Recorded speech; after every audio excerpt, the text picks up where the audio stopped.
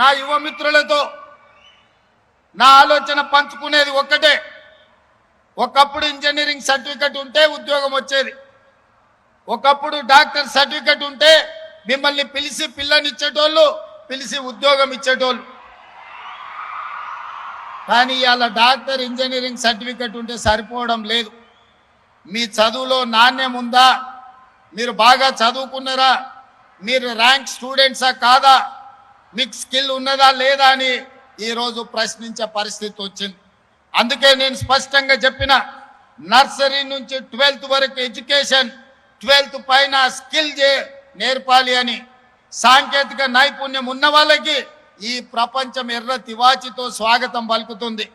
కేవలం సర్టిఫికెటే ఉంటే ఉద్యోగం వస్తుందో రాదో నేను చెప్పలేను.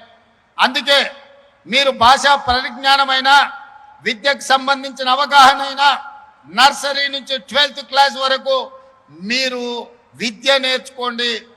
12th తర్వాత ఏటీసీలు కావచ్చు, ఐటీఐలు కావచ్చు, పాలిటెక్నిక్ కావచ్చు, స్కిల్ యూనివర్సిటీ కావచ్చు, ఇతర సాంకేతిక నైపుణ్యం. ముఖ్యంగా మా ఆడపిల్లలు ఇక్కడ ఉన్నారు. మీరు నర్సింగ్ చదువుకున్నారంటే 2 లక్షల రూపాయలతోని జర్మనీ, జపాన్, సౌత్ కొరియా లాంటి దేశాలలో మీకు ఉద్యోగాలు ఎదురు చూస్తున్నాయి.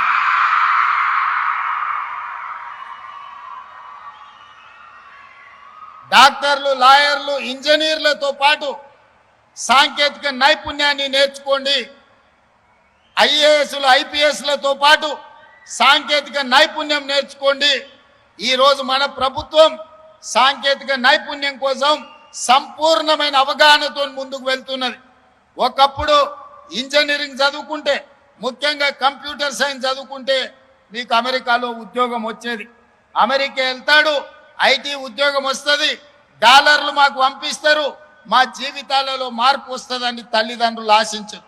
కానీ ఇవాళ ఆనాడు ఉద్యోగాలు వచ్చిన ఐటీ నిపుణులు కూడా ఉద్యోగాలు పోయి ఈరోజు వెనక్కి మళ్ళీ ఇంటికి వచ్చే పరిస్థితి వచ్చింది. ప్రధానంగా సాంకేతిక విప్లవం వచ్చింది.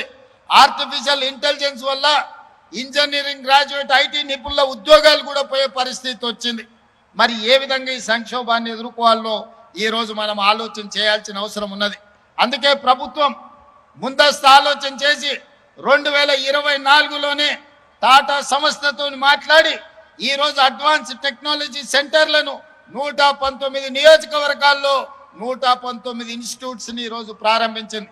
ఏటీసీలో చేరితే ప్రతి స్టూడెంట్కు 2000 రూపాయలు స్టైఫండ్ ఇవ్వడం ద్వారా మీ తొవ్వ ఖర్చులకు, మీ చేతి ఖర్చులకు, మీ తల్లిదండ్రుల మీద ఆధారపడకుండా బట్టి విక్రమార్క గారే ఈరోజు మీకు నగదు ఇస్తున్నాడు.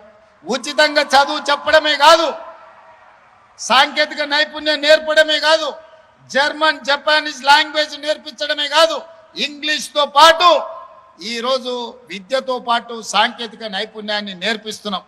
అందుకే డాక్టర్లు, లాయర్లు, ఇంజనీర్లతో పాటు సాంకేతిక నైపుణ్యం నేర్చుకోవడానికి ఈరోజు మీరు సంసిద్ధులు కండి. ఒకప్పుడు చదువులు పోటీ తక్కువ ఉన్నప్పుడు సర్టిఫికెట్ ఉంటే ఉద్యోగం వచ్చేది. ఇవాళ పరిస్థితి లేదు. మొన్న మేము గ్రూప్ 1 ఉద్యోగాలు 562 మందిని నియమిస్తే 60% బలహీన వర్గాలకు ఉద్యోగాలు వచ్చినాయి. ఉన్న రిజర్వేషన్ 42% మేము ఇస్తామంటే 60% గ్రూప్ 1 ఆఫీసర్లు ఈరోజు బీసీలో పిల్లలు సెలెక్ట్ అయినరు. లక్షలాది మంది కాంపిటేటివ్ ఎగ్జామ్స్ రాసిండ్రు. చదువులో పోటీ పెరిగింది. ఒకప్పుడు నేను చదువుకునేటప్పుడు, పెద్దలు కేశవరావు గారు చదువుకునేటప్పుడు అయితే మనం పుట్టనే లేదు. మా అప్పుడు ఫస్ట్ క్లాస్ వస్తే జిల్లా గుర్తుపట్టేది.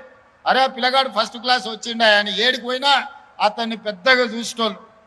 ఇవాళ ఫస్ట్ క్లాస్ కాదు, 100కి 100 మార్కులు వచ్చేటోళ్ళు 1,00,000 మంది వెళ్తారు. 10థ్లోనో ఇంటర్మీడియట్లోనో. ఈరోజు ఆయన ఫస్ట్ క్లాస్ కేళ్ళ మీద లెక్క పెట్టేటోళ్ళు పాస్ అయ్యేటోళ్ళు. సెకండ్ క్లాస్లో కొద్దిమంది.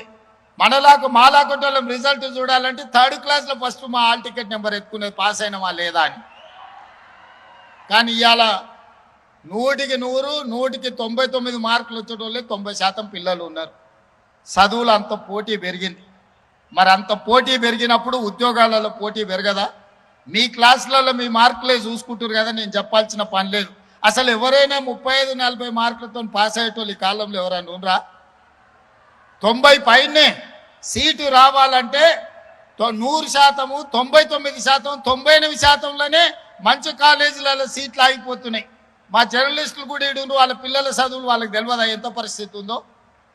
మరి ఇంత పోటీ ప్రపంచంలో అందరూ 100% తెచ్చుకోవాలంటే సాధ్యం కాకపోవచ్చు. కొందరు చదువు కంటే కూడా సాంకేతిక నైపుణ్యంలో రాణించే వాళ్ళు ఉంటారు, కొందరు క్రీడల్లో రాణించే వాళ్ళు ఉంటారు, ఆటల్లో మేటి ఉంటారు, మట్టిలో మాణిక్యాలు ఉంటారు.